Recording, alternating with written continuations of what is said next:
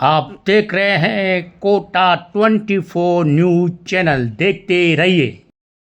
कांग्रेस की पोल खोल रैली में गरजे पूर्व विधायक प्रहलाद गुंजल ने कहा, कोटा का पूरा माहौल बिगाड़ दिया। तीन बार विधायक रहे, तीन बार संसद रहे, फिर भी मांगते हैं पार्टनरी। यह किसी तरफ इशारा था और किसके लिए कहा जा रहा था, तो आप देखिए। सीधा पोल खोल रैली के माध्यम से प्रहलाद गुंजल ने किस के लिए क्या क्या कहा, देखिए। कोटा 24 न्यूज चैनल, देखते रहिए आपके विश्वास का। शाम उसको रिपोर्ट करेगा और राजस्थान का मुख्यमंत्री चीफ सेक्रेटरी के अधीन काम करेगा। कभी नहीं देखा मैं। एक चीफ सेक्रेटरी होगा, उसके नीचे मुख्यमंत्री होगा, मुख्यमंत्री के नीचे का सिस्टम फिर परंपरागत। कई बार भारतीय जनता पार्टी के लोग कहते थे भजनलाल सरकार, तो मुझे हंसी आती। ब्यूरोक्रेसी के लोग दबी जुबान से कहते थे ये भजनलाल सरकार नहीं है, ये तो पंत सरकार। और जिस सरकार के मुखिया की लगाम सरकार की लगाम मुखिया के हाथ में ही नहीं, जिसकी लगाम ब्यूरोक्रेसी के हाथ, और उसका परिणाम यह हो कि सरकार की जिम्मेदारी राजस्थान की जनता के प्रति नहीं, सरकार की जवाबदेही राजस्थान की जनता के प्रति नहीं। बहुमत दल जब राजस्थान के जनमानस से किसी स्थापित नेता को मुख्यमंत्री बनता है तो स्वभाव से जनता के प्रति उत्तरदायित्व का भाव होता है। लेकिन जब कोई दिल्ली पर्ची निकाल कर किसी को लॉटरी के रूप में मुख्यमंत्री बनाती है तो उसके उत्तरदायित्व की भावना दिल्ली के प्रति होगी, राजस्थान की जनता के प्रति नहीं होगी। राजस्थान के मुख्यमंत्री पिछले 2 सालों से केवल एक काम कर रहे हैं, दिल्ली नाराज नहीं तो मेरी कुर्सी सलामत, दिल्ली नाराज हो गई तो मेरी कुर्सी खतरे में आ जाएगी। दिल्ली प्रसन्न रहनी चाहिए, राजस्थान की जनता जाए बाहर में। और उसका परिणाम ये हुआ, राजस्थान में आज चारों तरफ अराजकता है। इस सरकार का वित्तीय प्रबंधन समाप्त हो गया है। 10 दिन पहले आपने अखबारों में समाचार पढ़ा, जोधपुर में विश्वविद्यालय के वाइस चांसलर के हाथ तोड़ दिया, पैर तोड़ दिया कर्मचारी, केवल इस बात के लिए कि जिन लोगों ने जिंदगी भर 60, 65 साल की सेवा विश्वविद्यालय में देने के बाद सेवानिवृत्त होकर घर जा रहे हैं, उनके पास पेंशन का पैसा नहीं है, उनकी पेंशन का रुपया नहीं मिल पाता। और कल तो अखबारों में छपा है कि पूरे राजस्थान के विश्वविद्यालयों की माली हालत यह है कि विश्वविद्यालय चलाने के लिए कर्जा लेकर काम करने की आवश्यकता पड़ रही है। जिस सरकार में शिक्षा जैसे संस्थानों को चलाने के लिए कर्जा लेकर काम चलाना पड़े, मैं समझता हूं इससे गिरी हुई बात इस सरकार के लिए कोई दूसरी नहीं हो सकती। कानून व्यवस्था नाम की कोई चीज नहीं है, सरकार का खजाना खाली है, विकास राजस्थान का ठप है। और अभी भाई विपिन और सारे लोग बोलने वाले कह रहे थे गुंडागिर्दी हो रही है। जब सरकार का चेहरा काला हो जाता है, सरकार कमजोर हो जाती है, तो अपने चेहरे पर नकाब डालने के लिए पुलिस की परत लेती है, कानून की आड़ लेती है, पुलिस की ठाड़ लेती है। और ये हालात आज राजस्थान में।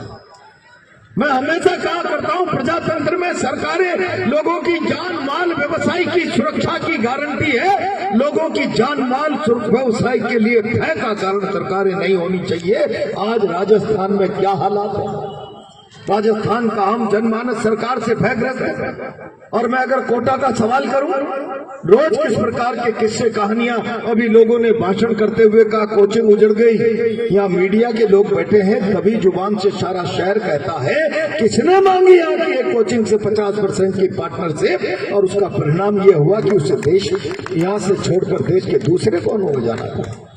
और इससे बड़ी गिरोह ये उर्दीधारी लोग यहाँ बैठे हैं, कोई मोरल ही नहीं बचा है। मुझे कभी कभी लगता है तुम्हारा जमीर गिर गया तो इस उर्दी पे दाग मत लगाओ। एक ओएसपी के चेम्बर में गुंडे बैठ रहे हैं एक साइड में पुलिस के इंस्पेक्टर डिप्टी बैठते हैं। गुंडे डिक्टेट करके प्लानिंग करते हैं, पीछे से मवालियों की तरह उन्हें ताकत देने के लिए पुलिस के लोग जाते हैं। जमीर मर गया हो तो उर्दी उतार दो, इस पे कालिक मत पोतो यार, इस पे कालिक।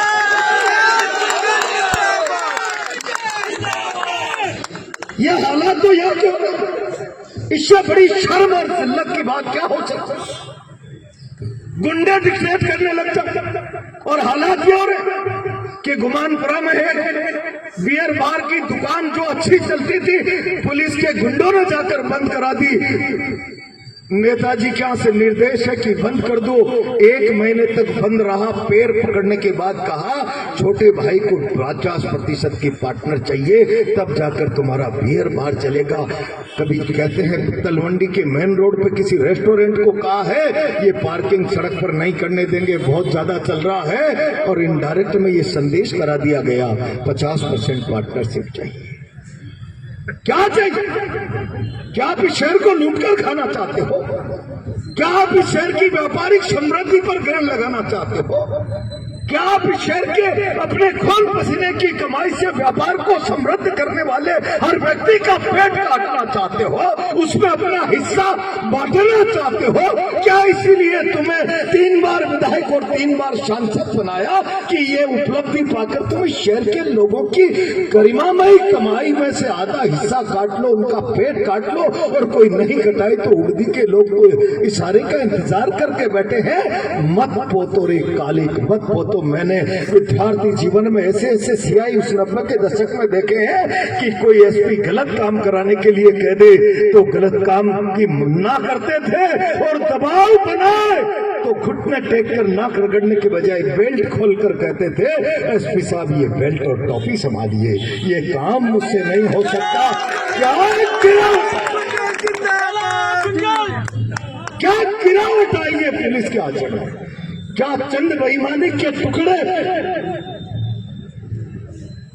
मिल जाएंगे खैरात में। गलत काम करने से गिरावट मत आने दो समाज जीवन में। जब उर्दी धारण करते समय कलेक्टर साहब, मैं कई लोगों से कहना चाहता हूं, पूछ दबाकर एक थानेदार की हाजिरी में प्रमोटी में IAS IPS खड़े रहे। अरे तुम संविधान की शपथ लेकर कुर्सी पर बैठे हो, नौकरी ज्वाइन की है, किसी नेता के नाम की शपथ लेकर, किसी सरकार के नाम की शपथ लेकर नहीं बैठे। नेता आएंगे जाएंगे चले जाएंगे, ये बेल्ट का नंबर खत्म नहीं होगा, इसको धारण करने वाला चला जाएगा तो दूसरा आकर इसको पहनेगा। ये संविधान की शपथ के आधार पर मिलने वाली बेल्टें हैं, कि इसको जिल्लत मत दो, इसको अपमानित मत करो। क्या हालात हो रहे हैं इस शहर में? मवालियों की तरह पुलिस और गुंडे मिलकर लोगों के मकान खाली कराने, दुकानें खाली कराने, लोगों के धंधों में से हिस्सेबाजी करने का जो काम चला रखा है। आखिर आप राज चला रहे हो या अपराधी गिरोह चला रहे हो? मुझे अफसोस, ये सारा काम शहर की आंखों देके हो रहा है। कोई एक व्यक्ति लिखने का और बोलने का साहस नहीं करता।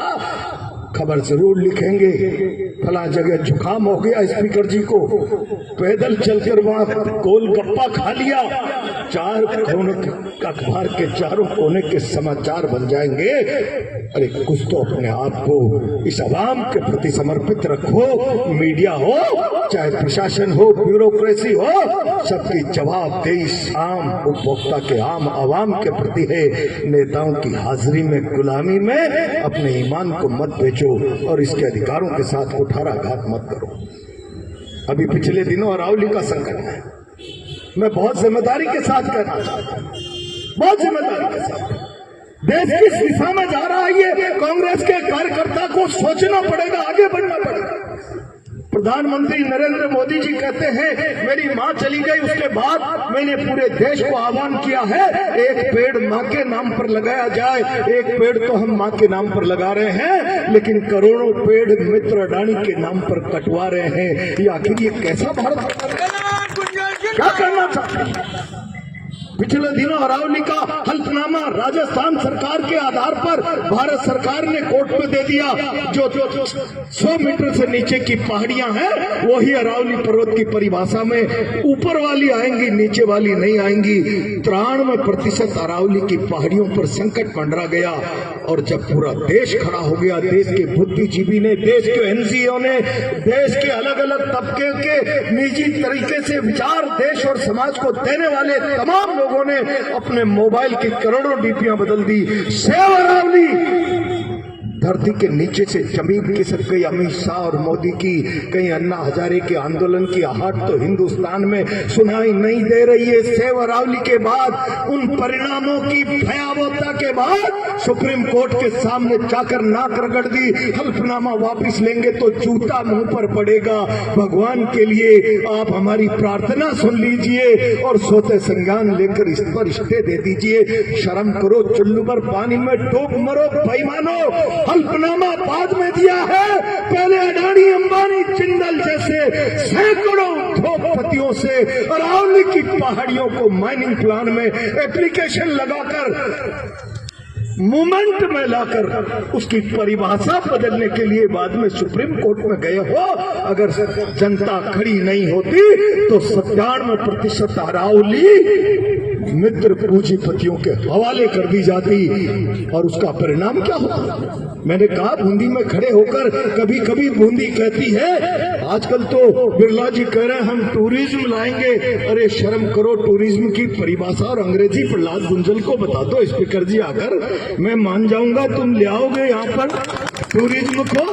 टूरिज्म के नाम पर पता नहीं क्या इवेंट करा रहे हो। या बूंदी कहती है, मैं अरावली की गोद में बैठी हुई हूँ, मेरी सुंदरता किसी उदयपुर से नहीं है। और कोटा में हेरिटेज का इवेंट हो और बूंदी की चर्चा नहीं हो, तुम क्या कर लोगे यार? तुम्हारे पास नजरिया नहीं है, केवल अखबारबाजी और लोगों की आंखों में धूल झोंकने के अलावा तुम्हारे पास और कोई काम नहीं है। मुख्यमंत्री जी, आपने बहुत जोर से कहा मैं अरावली की रक्षा करूंगा, अरावली की रक्षा करूंगा। ये सारे के सारे डीजी साहब को मैं धन्यवाद देना चाहता हूं। मुझे पता है यहाँ के एक आध नए बाद में आने वाले अधिकारी भी इस व्यवस्था से पीड़ित हैं और उन्होंने एसपी साहब से गुहार लगाई, आईडीजी साहब से।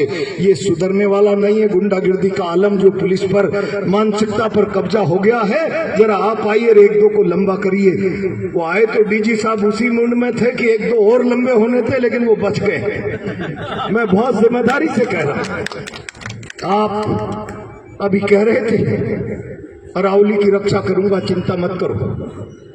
मैं मुख्यमंत्री जी आपसे कहना चाहता हूं, मैंने तब भी कहा था जब डॉक्टर किरोड़ी लाल मीणा ने कहा था कि बनास में से 8-10 करोड़ रुपए रोज की रेती निकल रही, तब मैंने मुख्यमंत्री जी से कहा था, मुख्यमंत्री जी मंत्री का बयान संयुक्त उत्तरदायित्व की भावना से पूरी सरकार का बयान होता है, कोई मुख्यमंत्री भी उससे बदल नहीं सकता, मुकर नहीं सकता।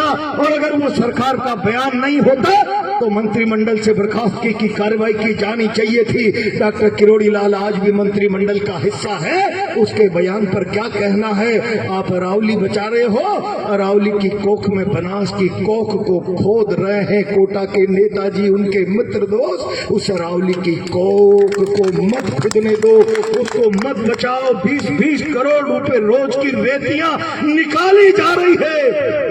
एक ट्रोली पत्थर कोई लेकर आ जाए तो 50,000 का जुर्माना लगेगा। एक ट्रोली रेती लेकर आ जाए तो पुलिस वाले उसको राज संपत्ति घोषित कराने का वो जो है प्रोग्राम जारी कर देंगे। वो बेचारा रोता रहेगा। ट्रैक्टर ट्रोली का 5 लाख का ऋण चुकाते चुकाते उसकी हाइस से तुम्हारे बच्चों की मानसिकता विकलांग हो जाएगी। एक नेता की गुलामी में तुम किसी गरीब ट्रैक्टर ट्रोली वालों के साथ जुल्म करो, अंदाजा रख लेना कि कल तुम्हारे बच्चे मानसिक रूप से विकलांग न हो जाए। मैं इस बात की गारंटी दे रहा हूं। ट्रॉली लाकर आजीविका चलाता है, 5 लाख का लोन चढ़ा होता है, एक रेती की भरली और तुमने राजकीय संपत्ति के लिए उसको डाल दिया तब कागजों में। शर्म करो भाई मानो, उसके घर में उस रोज मौत का मातम बनता है। तुम्हारे घर में कभी किसी की मौत होगी तब उस मातम का अंदाजा लगेगा। जिस रोज गरीब का ट्रैक्टर छिनता है, ट्रॉली छिनती है, उसकी संपत्ति छिनती है, और तुम्हारे पास बेटिता क्या है? जाओ, मैं कह रहा हूं कल से 3 दिन से कलेक्टर से मुझे कहना पड़ा कि मैं जाऊंगा, फिर तुम्हें मौके पे आना पड़ेगा। हिम्मत नहीं, लाठी चला सकते हो, गोली चला सकते हो, किसी की मां ने दूध नहीं पिलाया कि हमारा पैर पीछे हटा दे। मैं कल लफड़ा मैंने कि वहाँ 4 चुमाम अवैध खनन हो रहा, कान में जू नहीं रहेंगी। दूसरे दिन का मैं जाऊंगा, कलेक्टर साहब, एसपी साहब मौके पर आ जाएगा। तुम्हारे सीआई की औकात नहीं कि प्रहलाद गुंजल से आके मौके पर बात कर ले। तेरा कल्पना कर लीजिए कि इस झगड़े को तब जाकर बंद कराया, फिर कल रात में 3 दिन बाद वापस चालू कर दिया। अरे तलवे चाटने की नौकरी कर लो यार। नेताओं की जिल्लत की पराकाष्ठा पार होती है भाई। मैं बहुत जिम्मेदारी से कांग्रेस के कार्यकर्ताओं से कहना चाहता हूं, ये सरकार बेईमान, इस सरकार के नेता बेईमान, इनके पास कोई नजरिया नहीं है राजस्थान के साथ न्याय और इंसाफ करने का। और जब राजस्थान के साथ न्याय और इंसाफ करने का कोई नजरिया नहीं, जवाबदेही पर खरा उतरने की स्थितियां नहीं, पब्लिक जवाब नहीं मांग ले, इसलिए उर्दी का भय लोगों को दिखाया जाए। और ये जब तानाशाह निरंकुश शासन बन जाता है, कमजोरी के कारण अत्याचार बढ़ाता है, तब विपक्ष को मजबूत और सजग रहना पड़ेगा। ऐसे हालातों में डरा हुआ और कमजोर विपक्ष भी लोकतंत्र के लिए घातक हो जाता है। इनका प्रयास रहता है कि जनता में भय बना दो, उदासीन जनता भी प्रजातंत्र के लिए कलंक का काम कर जाती है। ये परिस्थितियां आज मोदी शाह ने देश में भय बैठाकर विपक्ष को डरा दो, विपक्ष को भयभीत कर दो, असंगठित कर दो, जनता को भय के कारण उदासीन बना दो। ऐसे हालातों में इस भारत के प्रजातंत्र को बचाने के लिए तुम चलाइए। 5 साल का मैंडेट दिया है, 5 साल बाद तुम्हारा जनाजा राजस्थान निकाल देगा, लेकिन 5 साल में तुम इस राज के काले कारनामों पर, नाकामियों पर पर्दा डालने के लिए जनता में भय का माहौल बनाना चाहते हो। कांग्रेस पार्टी और एक एक कार्यकर्ता इस भय का डट कर मुकाबला करे। इन कमजोरों में ताकत नहीं है, ये केवल अपनी कमजोरी को छुपाने के लिए उर्दी का आसरा ले रहे हैं। जो अपनी कमजोरी पर पर्दा डालने के लिए उर्दी की शरण में चले जाए, उर्दी की पर्दी बना दे, उर्दी का दीवार बना दे अपने संरक्षण के लिए, इन कायरों को उखाड़ कर फेंकने के लिए केवल हिम्मत और हौसले की जरूरत है। एक बार जोर से हुंकार भरेंगे, मेरी गारंटी है इनके पांव उखड़ जाएंगे। इस शहर में हालात विकट है, इज्जत से कोई व्यक्ति धंधा नहीं कर पा रहा, भयग्रस्त है। या मोबाली और पुलिस साथ साथ बैठकर जमीनों पे कब्जा करने का काम कर रहे हैं। और एक आध अफसरों का ईमान गिर सकता है। सारी उर्दी को मत बेचो यार, कलंकित मत करोगे। तुम्हें अपनी नौकरी, अच्छी प्राइम पोस्टिंग चाहिए, कुछ बच्चों के लिए 2 पैसा बेईमानी का चाहिए, उसके चक्कर में तुम सारी इस उर्दी को काला काजल मत लगाओ यार, शर्म करो। सुल्लुवर पानी में डूब मरो, कुछ तो नैतिकता होनी चाहिए। और ये स्थितियां यहाँ पर आईएएस अफसरों की हो गई, तुम्हें शर्म आना चाहिए। आईएएस इंडियन सर्विस, अब इसके बाद तो तुम्हें हम कोई इंटरनेशनल सर्विसेज का तमगा तो नहीं दे सकते। इतनी बड़ी सर्विस के बाद तुम चूतियों में जाकर बैठो, थानेदार के प्रमोटी लोगों के अनैतिक तरीके से तुम हाजिरियां भरो नेताओं की। हिम्मत रखो, हिम्मत रखो। मैंने 1980-90 के दशक में जब विद्यार्थी राजनीति में था, इसी कोटा में एथिक्स पे जीने वाले ऐसे ऐसे थानेदार देखे हैं जिन पर कोई एसपी के दबाव से काम करने की नौबत आए तो टोपी और बेल्ट एसपी साहब के टेबल पर रख देते थे।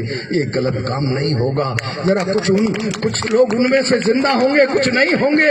उनकी स्मृतियां हो तो उनकी तस्वीरों को झांक कर अपने इस अंटस के काले को मिटा लिया करो यार। सरकारी नौकर हो, किसी के गुलाम नहीं हो, मवाली नहीं हो, ये स्थितियां पैदा करो।